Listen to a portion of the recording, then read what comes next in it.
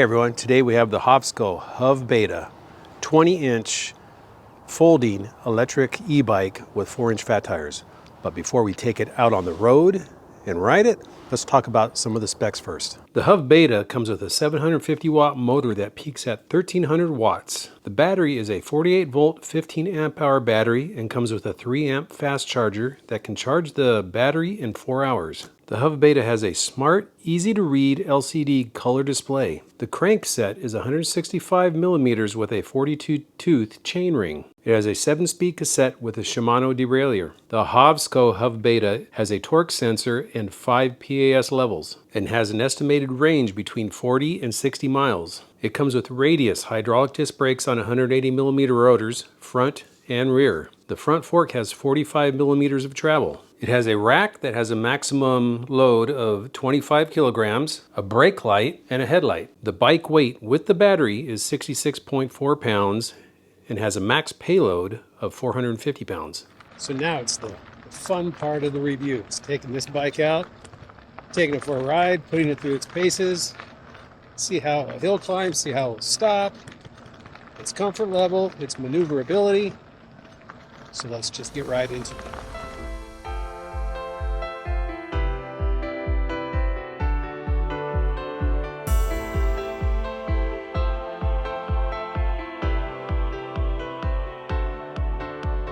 So let's get out here on the paved trail and let's talk about its initial comfort level. Now I am a taller rider, 6 foot.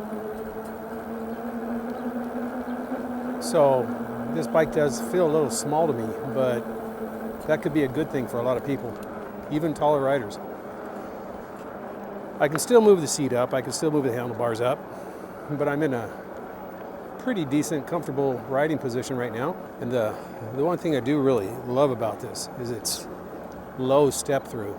I'll show you, I'll pull over a little later, give you another quick overview of the bike, and I'll show you what I mean about a really low step over. But it's really easy just to get on this bike. Now it is a torque sensor, and that battery is a 750 watt, maxing at 1300 watts. I want to show you something here. This thing's got a little giddy up to it. You do a throttle from the stop. Better put one foot on the peg. See that? I lifted the front end off the ground a little. I'm just sitting on it. Yep, it'll take off. It'll take off on you. Not bad, but if you're like in the dirt, I don't know if you'll be able to hear it, but it does try and, if you got loose dirt or gravel, it will spin that back tire some. But we're gonna go down the trail here. Sounds like I need to adjust the brake just a little back there. Here's a little hill, throttle only.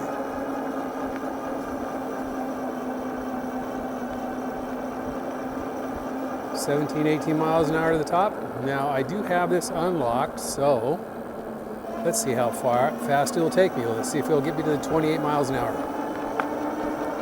Here's 21, 22, 24,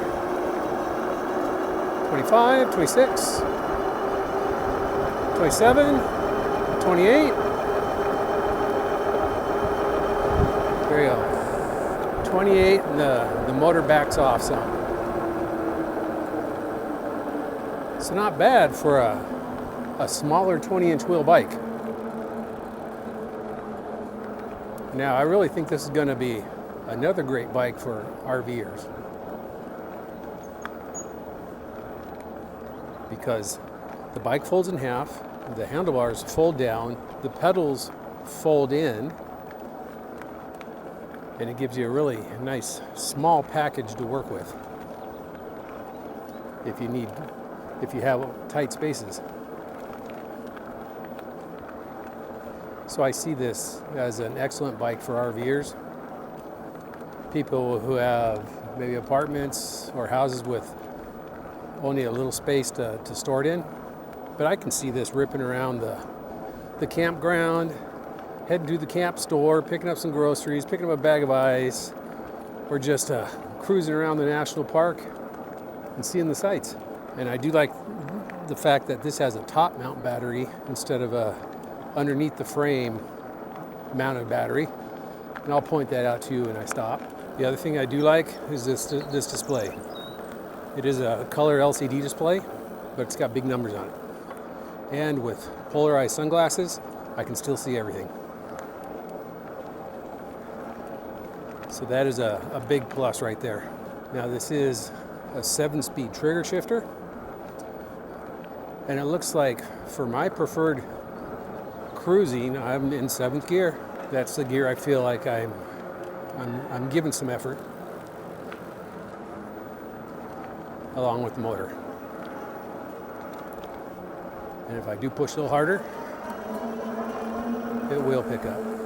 Now, let's go into maneuverability. Let's use these dotted lines as a slalom course and see how it does. I'm going to use throttle only. Yep, it's doing really nice. Now it does have these knobby tires, but they are gripping good. I don't feel that front end trying to push in these sharper turns. Now on the dirt, if I was doing that, it would probably push and maybe slide. But we're gonna head down the trail here some to our brake test area, our hill test area.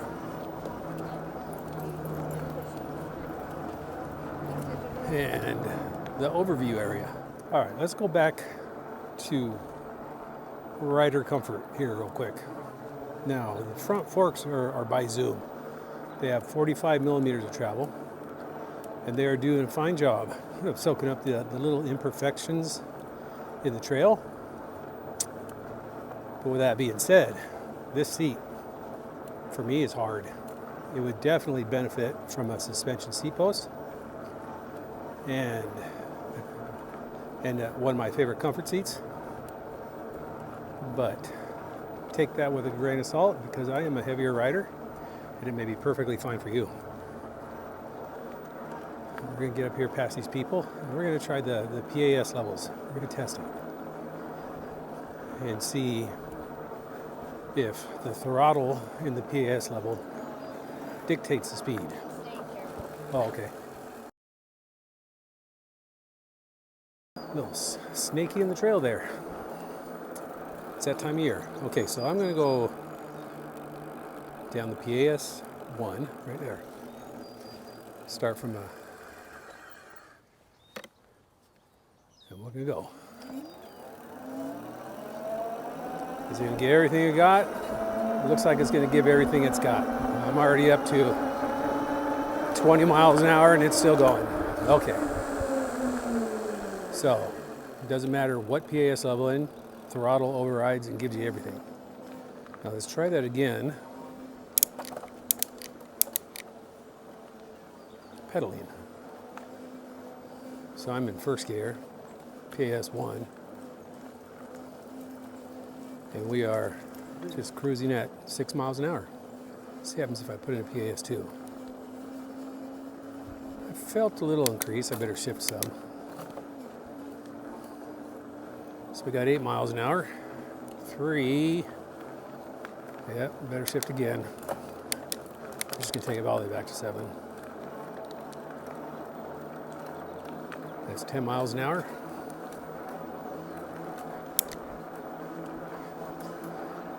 PAS 4. It is 13. PAS 5. It's however you can pedal. All right, so we are coming up to the hill test area. This is not a bike for the S hill or silly hill. This will be a bike for the paved hill. All right, we are coming up to the hill climb. You guys have seen this one before. It starts mellow and it gets steeper and a little steeper towards the end. And we're just going to do it in throttle only. So I have it in PAS 5. Ready? And I'll tell you why. Why am I going to do it in throttle only? Because if it can get up in throttle only, you know you can get it up in pedaling.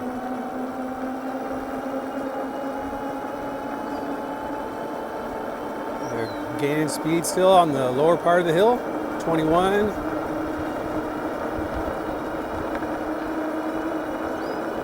22. 23. 24.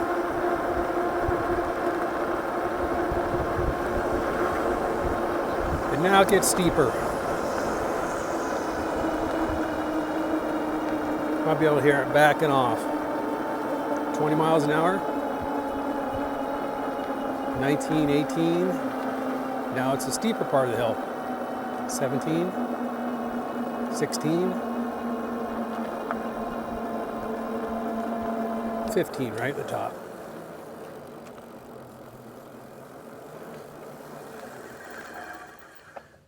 $15 miles an hour going up the hill, not bad. Let's go down to the bottom and do the brake test. Okay, now it's time for the brake test. There's a 25-mile-per-hour sign right down there. We're going to use that as a marker to stop. We're just going to get this going as fast as it can go. I'll tell you what the speed is before I hit the brakes, and then we'll see how long it takes to stop. So here we go.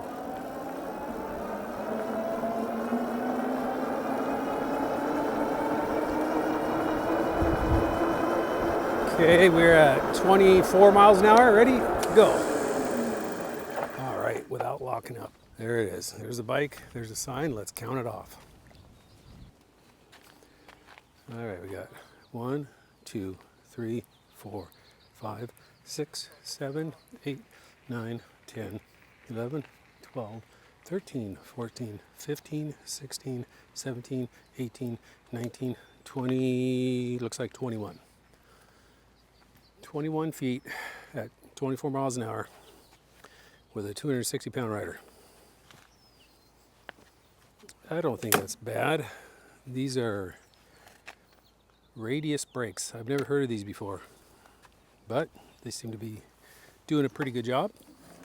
Let's go down and find a spot over here, one of these picnic tables, and we can do an overview of the bike. All right, so here we have the Hovsco Hovbeta, and this nice red color really sparkles in the sun. And I love the mag wheels. Now, as you can see, the shocks are from Zoom, the forks, 45 millimeters of travel.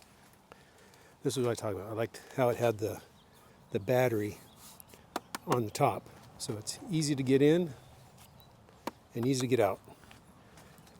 Here's the other thing I was talking about too, is the pedals fold. See? So when you want to fold the bike and you need a tight spot, those pedals will fold in and give you a little more space.